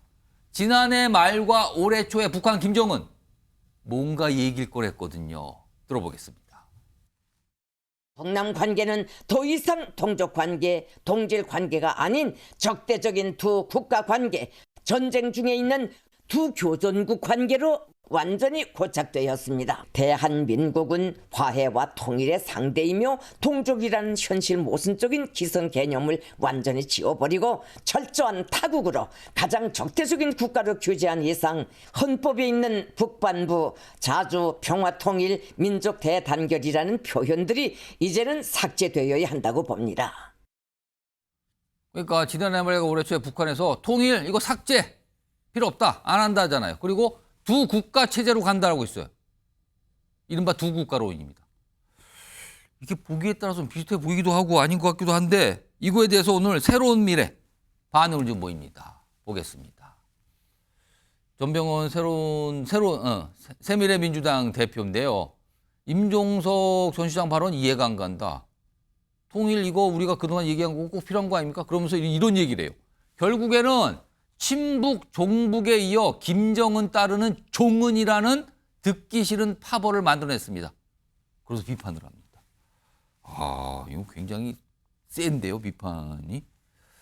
최영철 의원 어떻게 보십니까? 지금 임종석 전 시장의 저 바뀐 입장. 아니, 전병헌 대표는 그 문재인 정부 그 첫 정무수석이고 예. 그리고 정무수석으로 비서실장으로 모셨던 사람이 임종석 실장인데 저렇게 얘기 그렇습니다. 저렇게 얘기한 거 보면 그만큼 전병헌 대표 생각으로는 황당한 말을 했다는 거겠죠. 이게 뭐 헌법 3조 그리고 헌법 4조 아까 우리 이경민 변호사님도 헌법 3조에 대해서 자세하게 설명하셨습니다만 헌법 3조의 영토 조항은 우리 재헌헌법부터 있었는 것이 아니고 임시정부 헌법부터 있었던 겁니다. 임시정부 헌법 3조의 영토 규정이 있습니다. 구한국 영토를 우리 영토로 한다. 그렇기 때문에 민주당 굉장히 좋아하지 않습니까? 임시정부. 그러니까 우리 임시정부를 법통을 우리 정부가 계속 이어왔는데 그것조차 거부하는 그런 해괴망측한 사실 발언이 나왔고 그리고 현행 헌법도 3조 4조에 명확하게 통일에 대한 규정이 있고 의무를 규정하고 있는데 참 임종석 비서실장이 어제 저 9.19 군사합의를 기념하는 공식 석상에서 그 자리였는데 학자 자격도 아닌 전임 대통령 비서실장 그리고 2018년 남북 정상회담 추진위원회 위원장까지 맡았던 분이 저렇게 무책임한 말씀을 하시는 것은 우리 국민들에게 굉장히 혼란을 주는 것이고 북한이 하는 선전선동에 말려드는 것일 수밖에 없다. 북한은 적대적 두 개 국가로 가자고 김정은이 얘기를 했는데 통일 뭐 삭제하자 이런 얘기가 나왔단 말이죠. 거기에 따라가는 것밖에 더 되지 않습니까? 지금 결론적으로 북한도 저기에 또다시 선전할 거 아닙니까? 임종석이라는 사람도 이렇게 찬동을 했다. 남한에서 이렇게 김정은 위원장의 말에 찬동을 하고 찬성을 하니 이 말이 얼마나 옳은 것이냐. 이렇게 김정은의 말을 합리화시켜주고 더욱더 정당성을 심어주는 것인데 사실 우리 정부가 지금 분석하기에는 김정은이 이렇게 적대적 두 개 국가론을 갖고 나오고 통일을 포기하는 듯한 얘기를 하는 것은 국력이 약해서 그렇거든요. 자신들의 힘으로 도저히 김일성과 김정은의 위협이었던 통일 지향을 할 수가 없으니 이렇게 말할 수밖에 없는 것인데 거기에 말려 들어가서 비서실장까지 하신 분이 저렇게 반헌법적인 말씀을 하시는 것은 종북을 넘어서 정말 김정은을 추앙하는 종언이라는 비판을 받기에 충분하지 않을까 굉장히 우려스럽습니다. 자, 이 발언에 대해서 민주당에서도 어떤 반응이 나왔고요. 그리고 어제 임종석 전 실장이 발언했던 저 자리에요. 문재인 전 대통령이 있었거든요. 그리고 관련해서 무슨 얘기를 하는데 내용이 상당히 다릅니다. 들어보시죠. 학자가 저런 주장을 하면은 옳아요. 그렇지만은 임종석 비서실장은 아직도 정치인입니다. 그래서 정치인이 너무 빨리 가면은 안 돼요. 교류 협력, 평화 이것이 햇볕 정책이고 너무 시니컬하게 냉소적으로 접근을 하면은 국민들로부터 상당한 저항을 받는다. 북한의 미사일 도발은 갈수록 심해지고 남북 간의 말폭탄은 더욱 거칠어지고 있습니다. 북한은 이제 남북한 관계를 적대적 두 국가로 규정했습니다. 매우 우려스럽습니다. 평화 통일이라는 결의의 염원에 역행하는 반민족적 처사라 하지 않을 수 없습니다. 정주 소장님, 문재인 전 대통령이 저렇게 얘기했는데 그럼 임종석 전 실장의 발언은 뭡니까 이게? 그 임종석 전 실장 같은 경우는 그 통일에 대한 아젠다를 던진 거예요. 전 통일 말자 이 말은 정치적 수사라고 생각합니다. 그러니까 지금 뭐 박지원 의원이나 뭐 나머지 이제 정동영 의원이 비판하는 것은 통일 말자 이 말에 대해서는 조금 이제 반감을 토해내는 것이죠. 근데 임종석 실장을 보면 통일 말자는 이건에 대해서 남북 통일에 대해서 한번 논의해보자라는 정치적인 메시지를 던지고 두 국가론에 대해서 얘기를 하는 거예요. 근데 두 국가론을 가지고 김정은의 종훈이라고 하는 뭐 새로운 미래 전병헌 뭐 대표라든지 나머지 국민의힘 이런 여러 분들은 좀 공부를 하셔야 돼요. 그러니까 두 국가론이라는 것은 노태우 정부 시절부터 김영삼 정부 시절부터 태동됐던 민족공대 통일체 방안에 이미 다 들어와 있는 것입니다. 1단계, 2단계, 3단계로 되어 있고요. 최종 3단계는 한 국가로 되는 통일론입니다. 근데 2단계론에서 두 국가론이 돼 있습니다. 네. 이걸 보통 우리가 얘기했던 예전에 북한은 고려연방제, 우리 쪽에서는 김대중 대통령이 했던 남북연합을 토대로 한 것이고요. 결국에 저는 이 부분에 있어서 두 국가론이 북한에서만 주장했던 게 아니라 윤석열 정부 내에서도요. 민족통일 공동체 방안에 대해서 통일부에 지시를 했을 때 용역보고서에도 이미 두 국가론이 스며져 있어요. 그랬더니 이걸 가지고 임종석 실장을 북한을 추종한다. 이게 얼마나 좀 무지한 소리인지라는 것을 한번 책을 뒤져보면 알 수 있는 것이고요. 만에 하나 이 두 국가론에 대해서 임종석 실장이 얘기했다면 저는 정치적으로 이 부분들을 본인의 아젠다로 갖고 가겠다는 의지가 강한 것 같아요. 그래서 벌써 들썩이는 거 보면 좀 반은 성공한 것 같고요.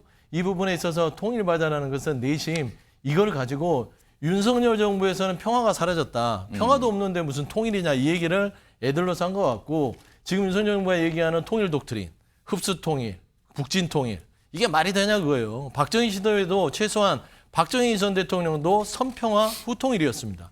그런데 지금 윤석열 정부는 평화는커녕 뭐 지금 긴장만 강화되잖아요. 그래서 통일을 이런 식으로 아예 기대도 못할 바에는 두 국가론을 가지고 통일에 대해서 정말 치열하게 논의해보자. 저는 그 아젠다로 봐야지 이거는 무슨 종북몰이로 가는 것들은 굉장히 조금 얕은 통일 지식을 가지고 있다. 그렇게 좀 평가하고 싶습니다. 오늘 임종석 전 실장의 반응을 보면 사실 야권에서 더 비판적인 목소리가 많이 나왔어요. 지금요.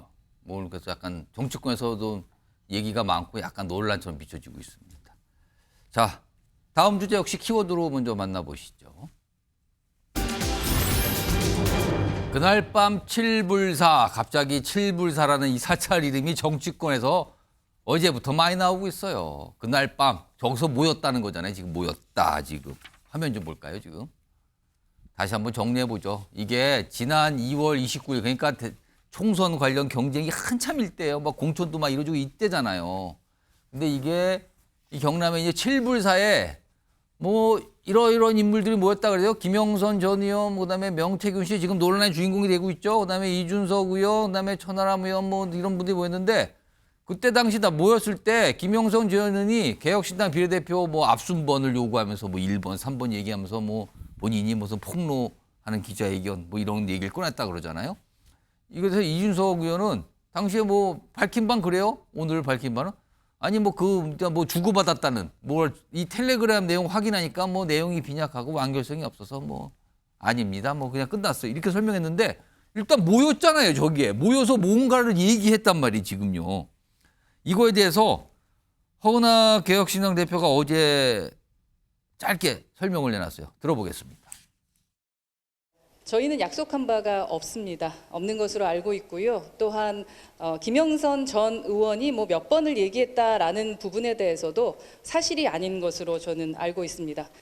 저는 그 상황에 대해서는 잘 알지 못합니다. 잘 알지 못한다. 뭐가 아직은 명확하게 다 설명되지 않고 있어요. 이거에 대해서 김웅 전 의원이 꼬집습니다. 조목조목. 이거 이상하지 않습니까? 라고 보겠습니다. 네 가지 면에서 사실은 좀 의문점이 있어요. 첫 번째는 뭐냐. 바쁜 선거운동에 바쁜 기간인데 7불살까지 내려갔다는 거예요. 그리고 밤새 거기에서 대화를 나눴다는 것이죠. 그건 통상적이지가 않습니다. 두 번째는 김영선 의원은 1번이라고 이야기를 했을 것이고 그건 어려우니까 3번이라고 이야기했다고 하는 것은 딜이 있었다는 것을 반증을 하고 있는 것이고요. 세 번째 같은 경우에는 그리고 김영선 전 의원이 양양자 전 의원하고 김종인 비대위원장을 만났다는 거 아닙니까? 1번, 3번 이것들에 대해서 뭔가 확답을 받고 달라라고 요청을 하기 위해서 갔다라고 볼 것이고 네 번째 같은 경우에는 기자회견문 자체도 개혁신당 쪽에서 준비를 했었다라는 이야기가 나오고 있는데 개혁신당 입장으로 봤을 때 자칫 잘못하면 이건 정치 공작과 공천거래라는 두 가지를 같이 저지른 것 같은 그런 오해를 받을 수밖에 없는 지금 그런 구조입니다. 최영주 의원, 그러니까 당시 선거운동을 굉장히 바쁠 때인데 굳이 7불살까지 찾아가서 만나고 논의했다. 만나서 회동해서 만났다. 그걸 얘기했다. 왜 그렇다고 보십니까? 개혁신당에서는?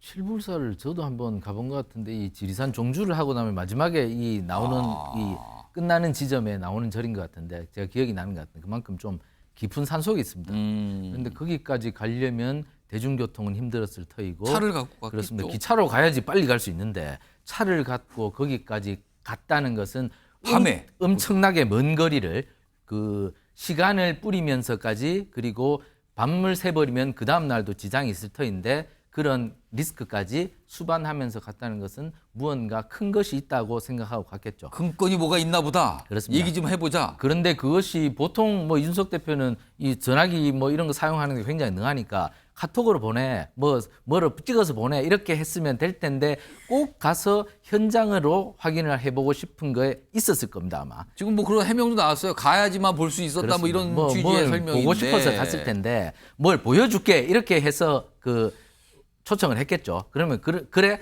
그럼 가서 볼게 이렇게 해서 갔는 것 같은데 그런데 뭐 지금 알려진 내용은 그거라지 않습니까? 뭐 김영선 의원이 전 의원이죠. 지금은 현직 의원이 아니니까 그 자신이 김건희 여사에게 뭐 공천을 부탁했는데 김건희 여사가 뭐 어떻게 뭐 어떤 반응을 보였다. 이런 것을 내가 보여주겠다. 그게 캡처한 내용이 그렇습니다. 그거다. 이것을 만약에 폭로를 하면 아주 큰 건이 될 것이니 그렇다면 나를 이런 공적을 인정하여서 개혁신당에 뭐 비례 몇 번을 주든지 뭐 이런 것을 좀 달라는 취지로 얘기를 했다는 것이 지금 알려진 보도 내용이지 않습니까?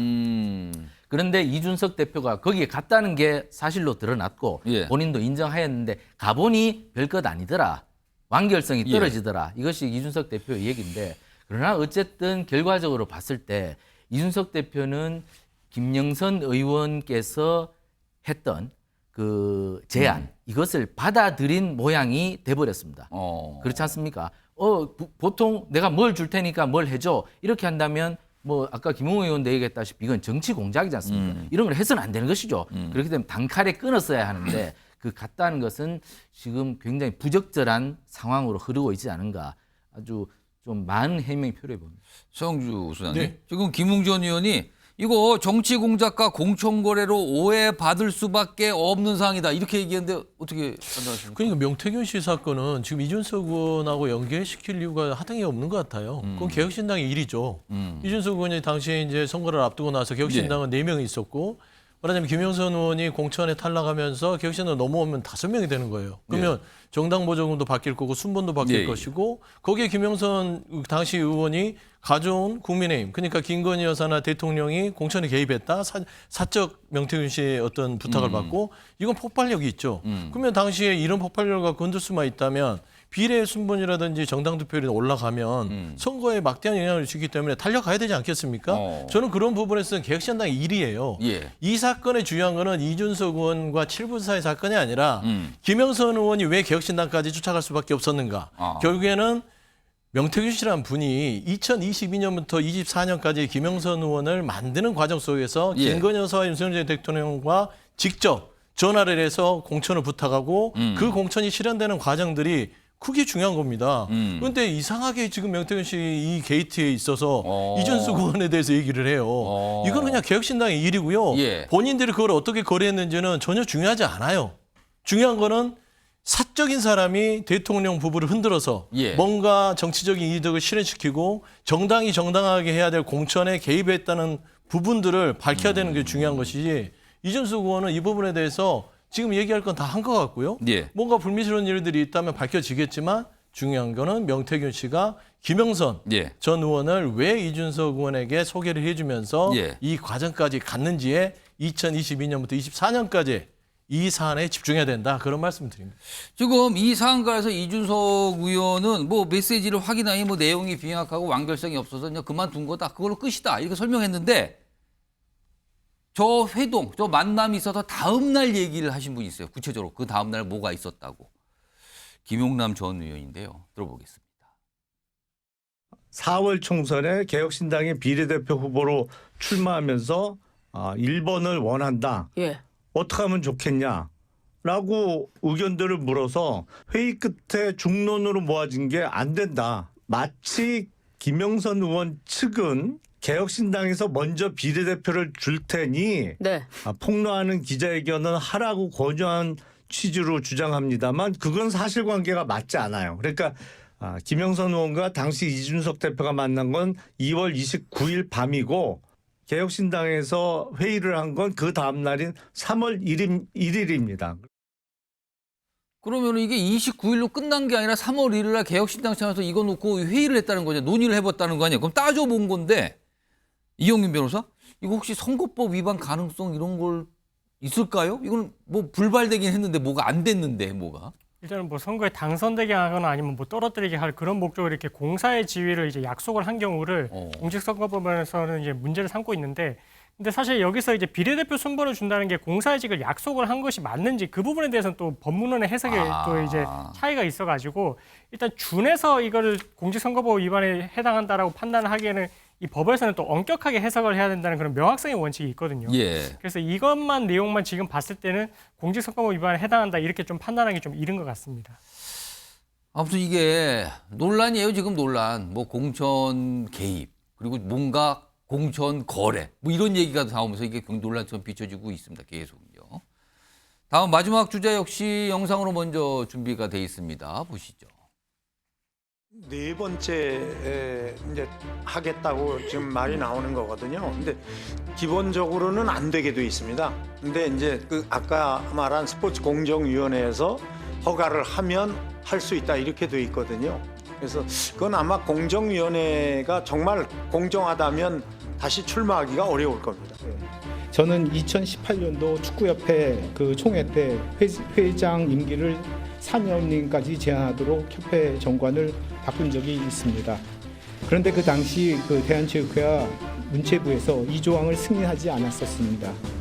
그걸로 대답을 가름하겠습니다.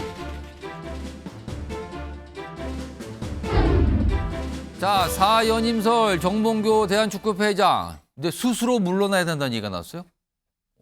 최근에 유인촌 문체부 장관 사실 이 체육 관련해서 발언 많이 하고 있는데 오늘도 특히 정몽규 회장 관련 얘기를 합니다. 오늘 나온 거 들어보겠습니다. 그분이 지금 4연임 하려는 거거든요. 지난번에도 원래는 거기도 2번만 하게 돼 있는데 그 공정위원회에서 허락을 해서 3연임을 하신 거거든요. 예. 요즘에 이 국민들의 어떤 그 여론이나 예. 이런 얘기를 들어보면 예. 오히려 스스로 거취를 결정하는 게 저는 명예롭지 않나 이런 생각이 들어요. 자, 강력한 축구 팬이신 소영주 부장님. 예. 지금 정몽규 회장의 연임 문제에 대해서 여론이 어떻다고 보십니까 지금? 그러니까 대한축구협회장이 명예직 아닌가 싶어요. 제가 알기로도 명예직이거든요. 이게 뭐 대단한 어떤 뭐 직위나 권력을 가진 것도 아닌데 지금 3을 떠나서 4연임을 하겠다고 하는 것이고 상황 자체가 좋지 않잖아요. 최근에 축구협회가 뭐 선임했던 클리스만부터 홍명보 감독까지 뭔가 매끄럽지 않고 축구 팬심들이 분노가 들끓고 있는 상황 아니겠습니까? 조명구 회장이 축구장을 가면 팬들이 그를 향해서 사퇴하라고 하고 있습니다. 최근에 그랬어요. 그렇죠. 근데 결국에는 정치인도 비슷한 거 아니에요? 민심 거스린 정치인은 민심이 정치를 벌이듯이 축구협회장도요. 물론 협회라는 구성이 있겠지만 이 정도의 어떤 축구 팬심들이 떠났으면 본인이 물러남으로써 축구의 전체적인 어떤 이런 상황들을 좋게 만들어야 될 책임이 있지 않을까라는 차원이고 문체부 장관이 유인천 장관이 이 스스로 거취를 정하라고 얘기 정도 했으면 통상 같으면 스스로 거취를 결정하는 게 맞습니다. 근데 할까요? 근데 제가 봐서는 정몽규 회장 자체가 반드시 하겠다는 의지가 강한 것으로 제가 알고 있고요. 이거는 도대체 결국에는 강제력을 가지고 정말 망신을 당하고 나서야 회장직이 물러나는 수준까지 이르기 때문에 축구계의 어떤 말하자면 비극이다. 스스로 거취를 결정하는 것들이 좋겠다. 그런 말씀드립니다. 지금 축구협회 관련해서 진종우 의원이 강한 불만 표시를 해요. 왜냐하면 24일 날 축구협회장 등등이 참석하는 상임위가 열릴 예정인데 화면 좀 보겠습니다. 어떤 얘기인가요? 지금 진종우 의원이 아니 축구협회의 조직적 은폐가 시작됐다? 무슨 말입니까? 협회가 창립기념일을 핑계 삼아 금요일까지, 오늘이잖아요. 금요일까지 휴가래요. 그리고 24일 문체의 현안질의 자료 요청에도 불응하고 있다. 최영철 의원, 이거 어떻게 봐야 되는 겁니까? 이거 축구협회가 덩치가 가장 큰 경기 가맹단체죠. 우리나라에서. 그런데 그만큼 그 지위도 누리고 있지만 여러 가지 지금 그만큼 감출 것도 많지 않은가. 지금 홍명보 당장 감독 선임 과정에서 지금 유인천 장관도 문제가 있다고 하지 않습니까? 지금 그게 큰 논란처럼 나오고 있어요. 그렇습니다. 그만큼 여러 가지로 숨길 것이 많으니까 저렇게 나오는 것인데 지금 거기다가 지금 정몽규 회장이 상식적으로 이해되지 않을 만큼 장기 집권을 하고 있고 그렇기 때문에 저기가 굉장히 앞으로 본다면 정부가 문체부가 나서서 제대로 본다면 많은 것이 나올 것이다. 근데 진종호 의원은 지금 아무리 캐내려고 그래도 응하지 않고 있다. 뭐 자료 요청에 응하지 않고 있다 이런 그렇습니다. 건데요. 정부가 지금 나섰고 그리고 여당도 지금 좀 강하게 나서서 이번 국감에서 좀 강하게 축구협회를 몰아붙일 필요가 있지 않다. 국민의 궁금증을 해소할 의무가 있다고 생각합니다. 오늘 24일에 국회 문체위의 현안 질의가 있습니다. 여기에 축구협회를 다룰 예정입니다.